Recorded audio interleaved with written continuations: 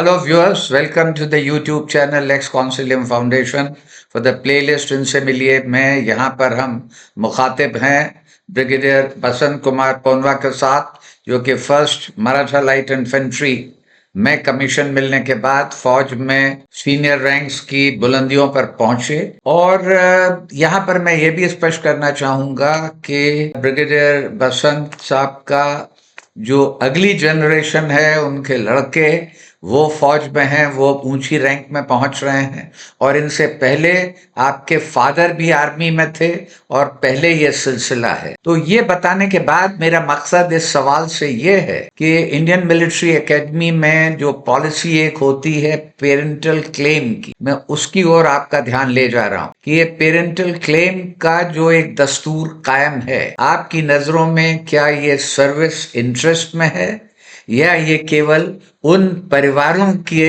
Interest में है? इसके बारे में आप क्या सोचते हैं? देखिए जनरल साहब, ये मनोवैज्ञानिक तरीके से साइकोलॉजिकल वॉरफेयर और साइकोलॉजिकल लीडिंग्स के लिए, एक लगाव के लिए, एक परिवार का लगाव जैसा होता है, एक वफादारी के लिए एक बहुत अच्छा तरीका है कि जो जिस बटालियन में था, और ये सिर्फ इन्फेंट्री बटालियन और आर्मर्ड रेजिमेंट में लागू होना चाहिए, मेरे ख्याल से लागू है, क्योंकि बाकी तो जो बाकी सपोर्टिंग आर्म्स है वो परिवार नहीं होता है।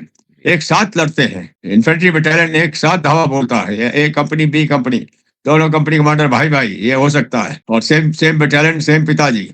तो उस वफादारी के लिए ये बहुत अच्छी चीज है, जो कि पेरेंटल क्लेम की बात है। मैं जब वहां था आईएमए में, आपको याद होगा, तो मेरे से पूछते थे कि आप कहाँ जाना चाहते हैं। मैंने कहा infantry infantry infantry infantry, first Maratha first Maratha first Maratha, मेरी तीनों चॉइस है, ये मैं जा रहा हूँ। लेकिन परवर तुम तो पेरेंटल क्लेम है। हमने कहा हाँ ये बात है, और तुम फर्स्ट 20 में भी आए हो। मैंने कहा हाँ ये बात है, सब चीज है, सब चीज। लेकिन मैं इन्फेंट्री में मैदान जंग में जाऊंगा, सबसे पहले गोली का इस्तेमाल करूंगा, और आप समझते हैं कि एडवांस करते हैं, दुश्मन गोली चलाएगा तभी रुकना है।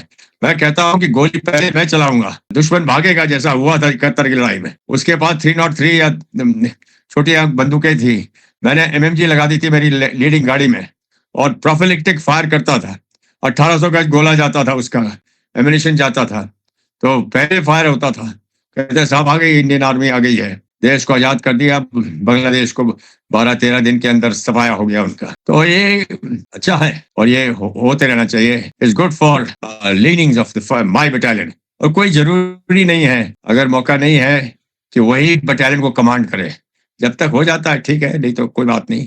मेरा लड़का भी दूसरी यूनिट 14 मराठा में गया था, उसको विशेष सेवा मेडल मिला पुंछ सेक्टर में। पेरेंटल क्लेम का पॉलिसी सिस्टम चालू रखना चाहिए। हाँ, चालू रखना चाहिए। Give good dividends, handsome dividends. मैं कहूँ पेरेंटल क्लेम को सिर्फ इन्फेंट्री और आर्मर के लिए रखिए, बाकी के लिए नहीं। ऑर्डिनेंस में जाने के लिए पेरेंटल क्लेम की जरूरत नहीं पड़ना चाहिए, जाओ आपका या आपको भेज दे। और मैं ये भी समझता हूँ पूरी आईएमए फोर्स वाले, खासकर फर्स्ट 20, सबने इन्फेंट्री को ऑप्ट करना चाहिए। और इन्फेंट्री अगर नहीं मिली तो फिर ऑर्डिनेंस या सप्लाई और रेयर एरिया में जाना चाहिए। ये पहले ही रेयर एरिया में चले जाते हैं, पहले कोशिश करते हैं कि हम एएससी में चले जाएं, इसमें चले जाएं। क्यों, क्या जरूरत? हम बताएंगे कहाँ तुम किसके लिए काबिल हो। जो आपका प्लेटून डीएस है वो बताएगा आपकी काबिलियत कहाँ है। आप फिजिकल फिटनेस में, आपका कहना है कि कैडेट को अपना प्रेफरेंस देना चाहिए, दे सकता है, लेकिन फाइनली ये अथॉरिटीज डिसाइड करेंगी कि कहाँ के लिए वो बेहतर रहेगा। अभी देखो आपके सोर्ड ऑफ ऑनर, अब सोर्ड ऑफ ऑनर एएससी में जा रहा है, ये कोई बात बनी। Sword of honour supporting arms में जा रहा है, सोर्ड ऑफ ऑनर है, गोल्ड मेडलिस्ट है, रेयर एरिया में जा रहा है, तो वो क्यों नहीं आके, why is it in the front line? He is the toughest guy. क्या मेडल होता, पलक मेडल, ये मेडल, ये तमाम मेडल जीते हैं। लेकिन जब चॉइस ऑफ आर्म्स आता है कि सिग्नल में ठीक रहेगा साहब, तो यहाँ गाड़ी वाड़ी मिल जाती है, ऐसा वगैरह होगा, नहीं नहीं नहीं। इसके लिए जो प्लेटून कमांडर है उसने रिकमेंडेशन करना चाहिए कि ये इसके काबिल है, बिकॉज हम उसकी देखभाल नहीं कर रहे हैं, हम सेना की देखभाल कर रहे हैं। जो सेना के लिए तजवीज है, जो सेना के लिए फायदेमंद है, उसको वहां भेजना चाहिए। मैं एग्री करता हूं कि यहाँ आपने पैदल सेना इन्फेंट्री का बहुत अच्छी ढंग से उनकी एडवोकेसी की है, और मैं दर्शकों से कहूंगा कि हमारे साथ बने रहिए। हमारी ये बातचीत दिलचस्प रोचक मामलों पर होती रहेगी।